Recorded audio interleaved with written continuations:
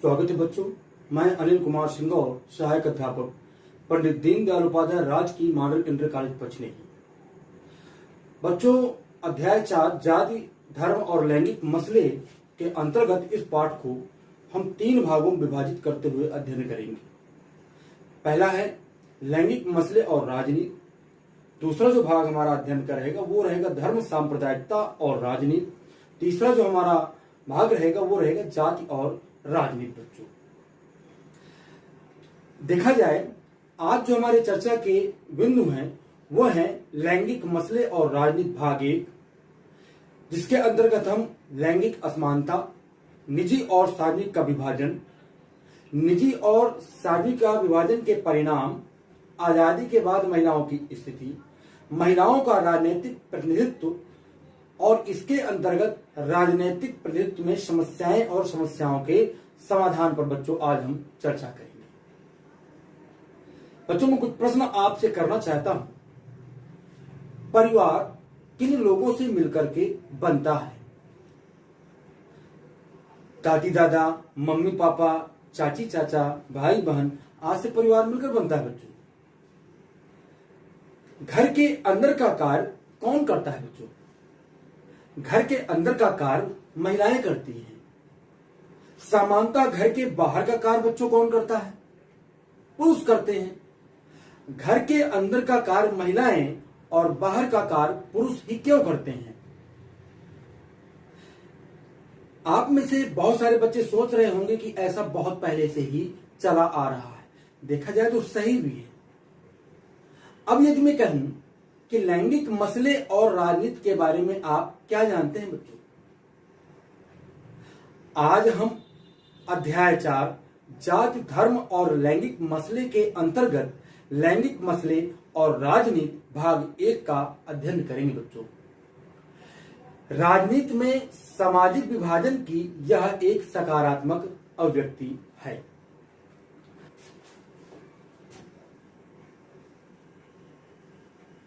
लैंगिक मसले और राजनीति आज हमारा जो अध्ययन का है ये पहला भाग है। अब इसके अंतर्गत हम बहुत सारे बिंदुओं का अध्ययन बच्चों करेंगे। अब अगर बच्चों आगे बात की जाए यहां पर कि हमारे समाज में आज भी किसी के घर में यदि लड़का जन्म लेता है तो हम लोग बच्चों क्या करते हैं? देखा जाए बच्चों तो हम लोग खुशी मनाते हैं। जब किसी के घर में लड़की का जन्म होता है क्या तब भी लोग खुश होते हैं? बच्चों, आप में से बहुत सारे बच्चों का जवाब होगा नहीं। कुछ बच्चों का जवाब हां भी हो सकता है। बच्चों, आधुनिक समाज है, दोनों चीजें होती हैं। कुछ लोग खुशी मनाते हैं, कुछ लोग नहीं मनाते हैं। यह जो खुशी मनाना और ना मनाना ये कहीं ना कहीं एक लैंगिक असमानता के अंतर्गत आता है। बच्चों, तो अब जो हमारा अगला बिंदु होगा वो होगा लैंगिक असमानता। लैंगिक असमानता।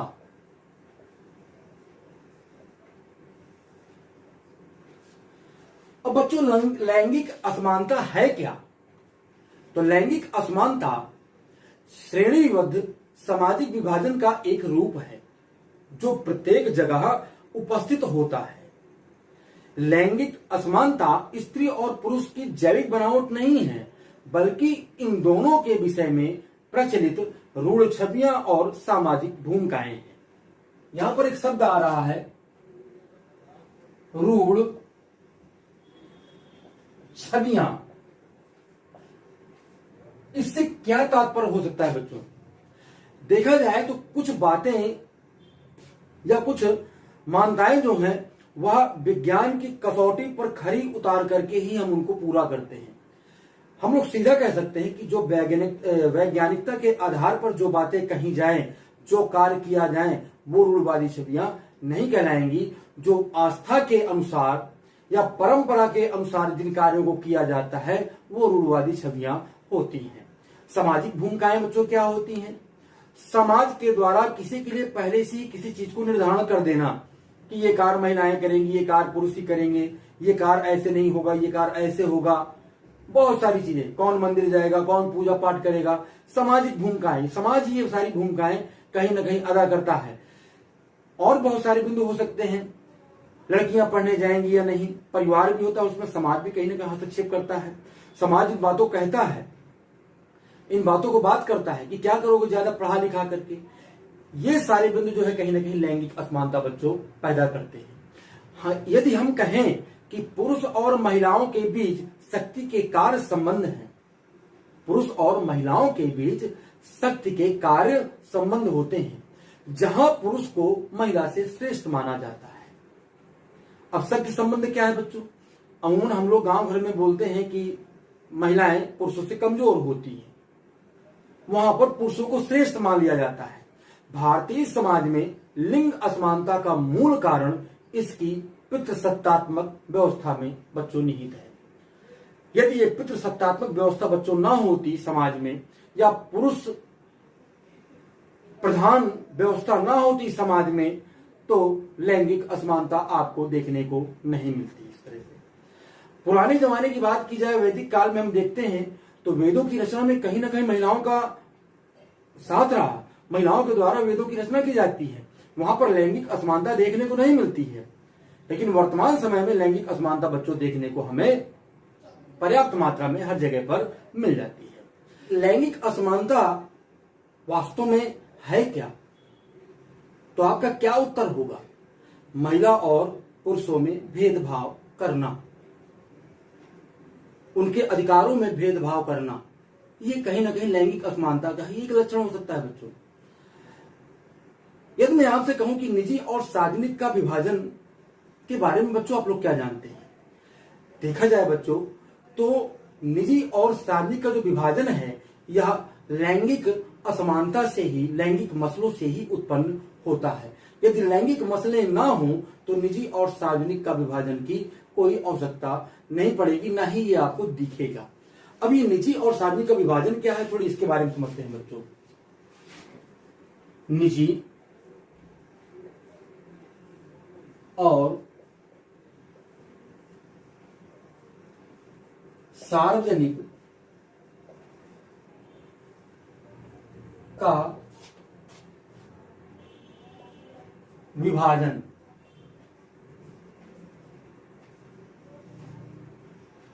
अब बच्चों ये बात की जाए कि निजी क्या है और सार्वजनिक क्या है, देखा जाए बच्चों तो यह विभाजन जो है, ये जो विभाजन हो रहा है, यह भी कहीं ना कहीं एक समाज विभाजन का ही बच्चों रूप है। इसके अंतर्गत समाज द्वारा पुरुषों और महिलाओं के लिए कहीं ना कहीं भूमिकाएं निर्धारित कर दी जाती हैं, और इन भूमिकाओं को ही हम श्रम के लैंगिक विभाजन के नाम से जानते हैं। एक शब्द नया आ गया आपका, पूरा वाक्य बन रहा है कि श्रम का लैंगिक विभाजन।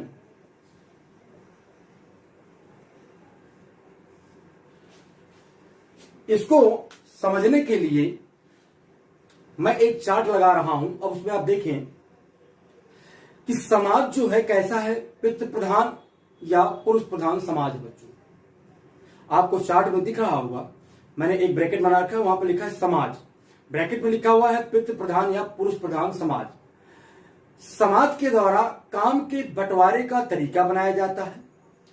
अब काम के बंटवारे का तरीका क्या है कि निजी कार्य और सार्वजनिक कार्य। निजी कार्य में महिलाओं को दे दिया जाता है और सार्वजनिक कार्य पुरुष के पास पहुंच जाते हैं। अब है क्या निजी कार्यों में कि घर के अंदर के सारे कार्य महिलाएं स्वयं करती हैं या अपनी देखरेख में घरेलू नौकरों से कराती हैं।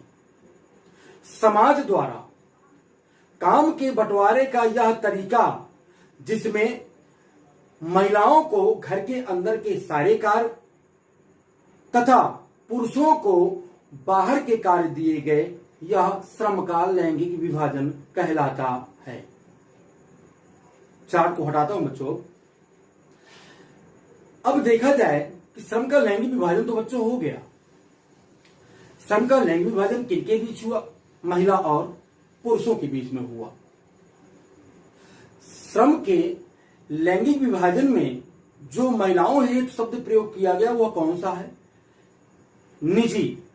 निजी के तहत महिलाओं को रखा गया, जिसमें उनके सारे घरेलू कार्य थे बच्चों, जिसमें उनका खाना बनाना, घर के परिवार के अंदर जो भी है, कपड़े धोना या अनाज दाना पानी जो भी व्यवस्था करना, अंदर जो घर के अंदर रह के कार्य करना, वो सारे महिलाओं के पास पहुंचा दिए गए काम।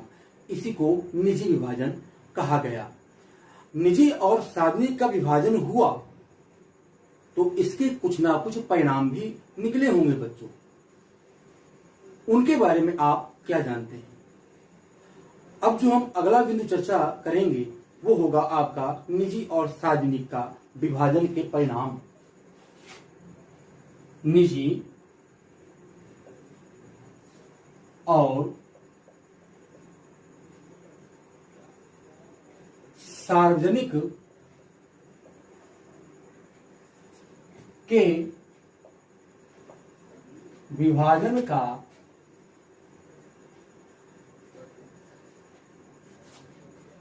परिणाम। यह बिंदु जो है बच्चों, यह निजी और सार्वजनिक का जो विभाजन हम पढ़ रहे हैं उसी के अंतर्गत आ रहा है। तो बच्चों है क्या ये? इसके अंतर्गत महिलाएं घर की चार दीवारी में सिमट करके रह गईं। हम एक सामाजिक विभाजन का अध्ययन कर रहे हैं बच्चों, लैंगिक मसलों का अध्ययन कर रहे हैं।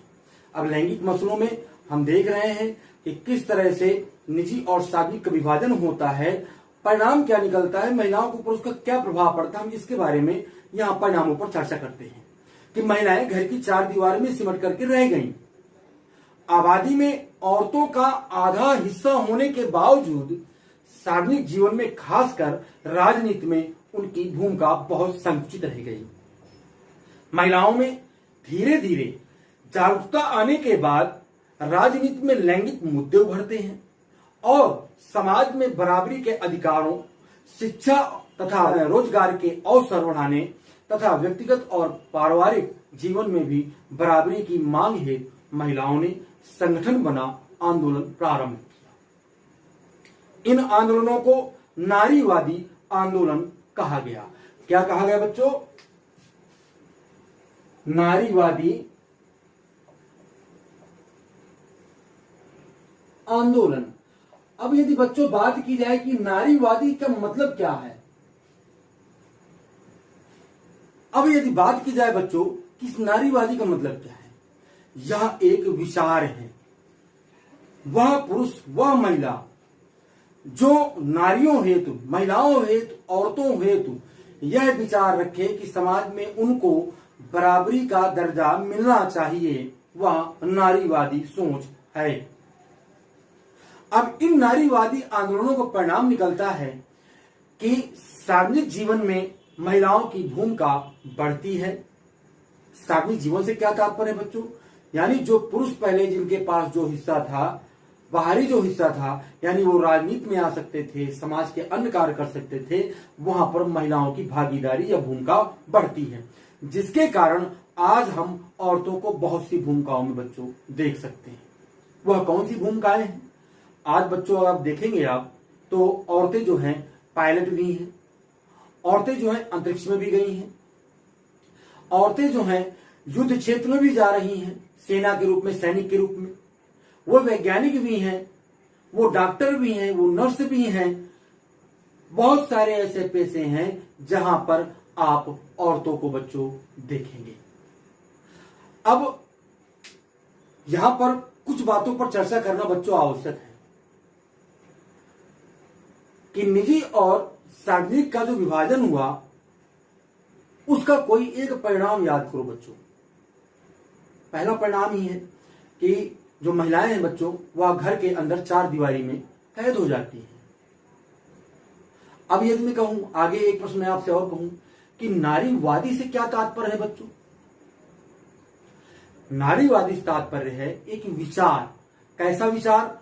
यह विचार है कि जो औरत है उसको समाज में बराबरी का दर्जा मिले। नारीवादी एक विचार है, वह पुरुष के अंदर भी हो सकता है और महिला के अंदर भी बच्चों हो सकता है। अब इसका परिणाम बच्चों आगे और क्या निकलता है ये भी समझते हैं। आंदोलन होते हैं, सार्वजनिक जीवन में महिलाओं की भूमिका धीरे धीरे बढ़ जाती है।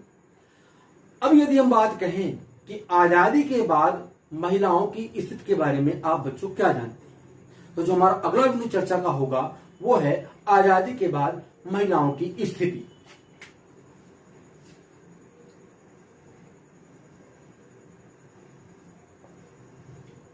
आजादी के बाद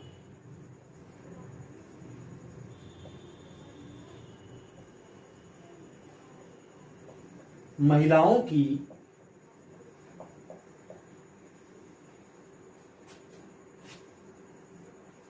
स्थिति।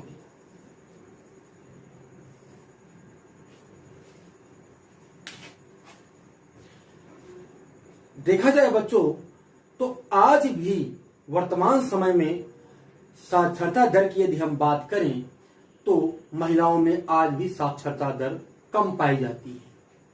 आजादी के बाद की स्थितियां हैं बच्चों।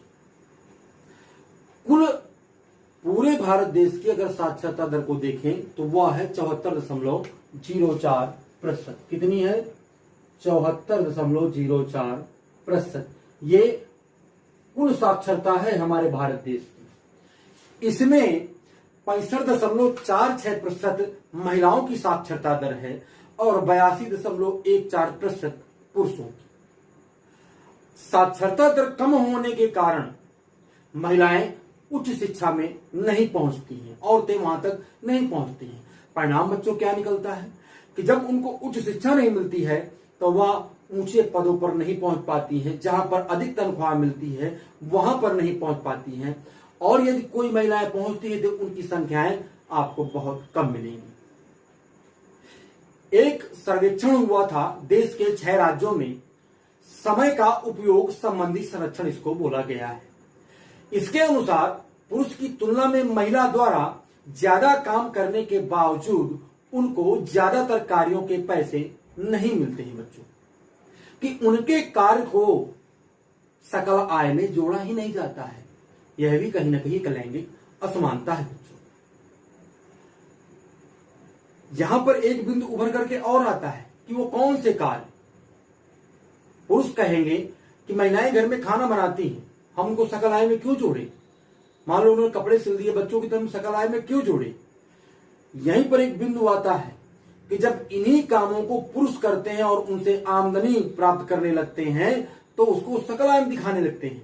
जैसे क्या पुरुष भोजन नहीं बनाते हैं? बनाते हैं बच्चों। उनके द्वारा जब यही कार्य किया जाता है महिलाओं वाला, जो निजी का विभाजन हुआ था कि निजी में कौन कौन से कार्य होंगे, उन कार्यों को जब पुरुष करने लगता है तो वो उसको आमदनी से जोड़ लेता है। चाहे वो टेलरिंग हो, चाहे वो आपका भोजन पाक हो, या कोई अन्य कार्य हो जो महिलाओं के हैं, यदि उनको पुरुष करता है तो वो आमदनी से जोड़ लिए जाते हैं। इतना ही नहीं बच्चों, लैंगिक असमानता में एक बिंदु और भी इसमें जोड़ सकते हैं आप, कि इतने सारे काम करने के बाद भी कहीं ना कहीं पुरुषों की तुलना में महिलाओं को मजदूरी कम मिलती है बच्चों। आज भी यदि हम लिंगानुपात की बात करें तो भारत देश में 1000 पुरुषों पर 940 महिलाएं मिलती हैं बच्चों। शहरी इलाके में आज भी महिलाओं हेतु कहीं ना कहीं असुरक्षा की भावना बहुत ज्यादा है। एक मैं यहां पर चार्ट लगा रहा हूं, देखिए उसको, यहां पर लिखा हुआ है मिसिंग शब्द।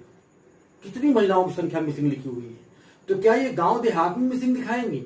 नहीं बच्चों, यह पूरी पूरी समस्याएं कहीं ना कहीं शहरों में ही आपको मिलती हैं देखने को। देखा जाए तो शहरी क्षेत्र महिलाओं के दमन के लिए, महिलाओं के साथ कहीं ना कहीं असमानता दिखाने के लिए, महिलाओं को प्रताड़ित करने के लिए जाने जाते हैं। आजादी के बाद भारत में पुरुषों की साक्षरता दर कुल कितनी है? 82.14%। क्या पुरुषों की तुलना में महिलाओं को मजदूरी आज भी कम मिलती है? हाँ, मिलती है बच्चों। यदि मैं अगला बिंदु कहूं आपसे कि महिलाओं का राजनैतिक प्रतिनिधित्व के बारे में आप लोग क्या जानते हैं, अब जो बच्चों हमारा अगला बिंदु है वो है महिलाओं का राजनीतिक प्रतिनिधित्व।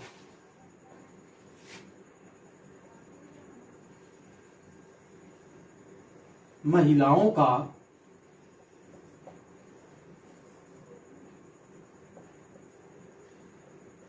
राजनीतिक प्रतिनिधित्व।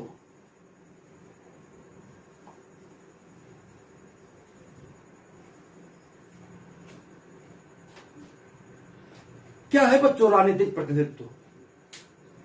राजनीतिक प्रतिनिधित्व का तात्पर्य है निर्वाचित प्रतिनिधियों में महिलाओं की अधिक से अधिक भागीदारी अर्थात उनका सत्ता पर नियंत्रण। यही चीज हमें देखने को नहीं मिलती है। अभी हम थोड़ी देर पहले बात कर रहे थे, मैंने आपसे प्रश्न किया था कि साक्षरता दर किसकी ज्यादा है, महिलाओं को क्या मजदूरी कम मिलती है। तो ये जो सारी समस्याएं उनके सामने आ रही हैं या क्यों आ रही हैं, वह इसलिए आ रही हैं कि उनके पास सत्ता नहीं है। सार्वजनिक क्षेत्र से कहीं ना कहीं महिलाओं को दूर रखा गया। इस कारण महिलाओं में कहीं ना कहीं आज भी आपको लैंगिक असमानता देखने को मिल जाएगी महिलाओं के खिलाफ पुरुषों के द्वारा। यदि हम कहें कि राजनीतिक प्रतिनिधित्व में कुछ समस्याएं हैं, तो समस्याएं कौन सी हो सकती हैं महिलाओं के लिए? राजनीतिक, या हम इसी को कह सकते हैं सार्वजनिक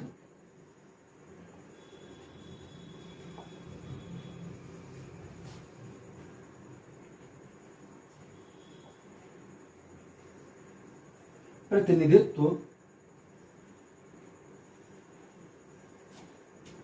की समस्याएं।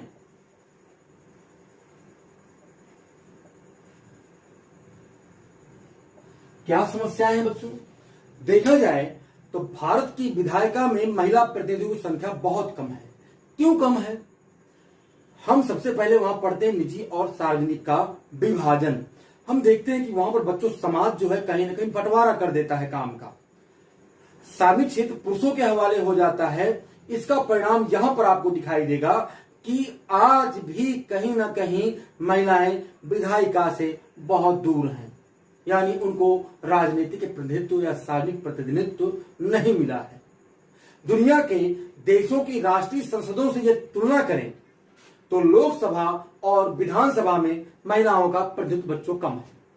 मैं यहां पर एक चार्ट लगा रहा हूं जो है विश्व के विभिन्न क्षेत्रों की संसदों में महिलाओं की जो प्रतिनिधित्व की स्थिति है उसके बारे में।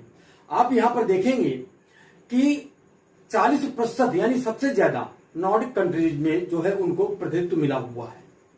यदि भारत का नंबर हम देखें यहां पर, तो भारत में 8.3% मात्र प्रतिनिधित्व महिलाओं के द्वारा कहीं ना कहीं विधायिका, लोकसभा और विधानसभा में मिलता है।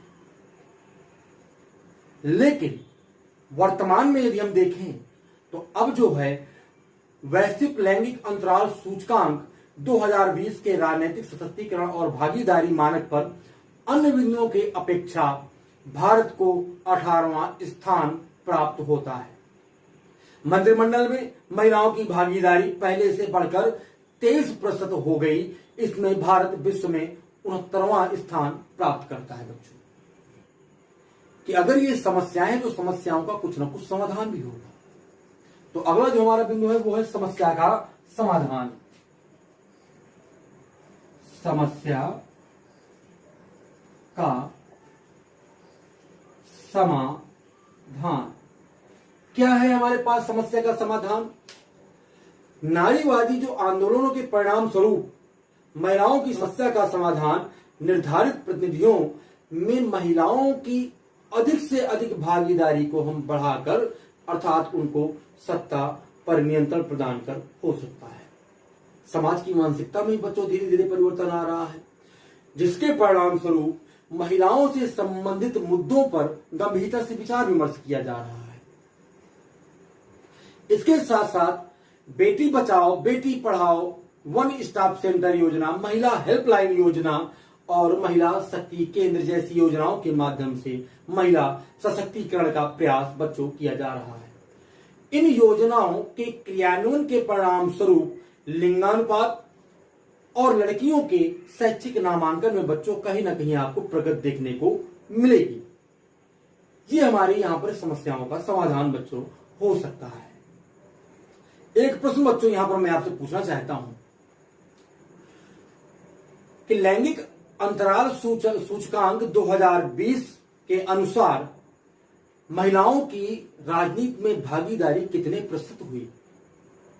23%।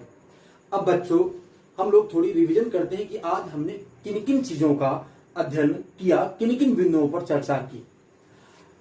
इतना अध्ययन करने के बाद, इन बिंदुओं पर चर्चा करने के बाद अब आप बच्चों लैंगिक मसले और राजनीति जो हमने भाग 1 का अध्ययन किया उसके अंतर्गत लैंगिक असमानता के बारे में आप लोग बता सकते हैं, रूढ़ छवियों के बारे में आप लोग बता सकते हैं, निजी और सार्वजनिक का विभाजन क्या है, उसके अंतर्गत समकाल लैंगिक विभाजन किस तरह से हुआ आप लोग इसके बारे में बता सकते हैं, निजी और सार्वजनिक के विभाजन का परिणाम क्या था इसके बारे में आप लोगों को जानकारी हुई, इसके बारे में आप बता सकते हैं बच्चों।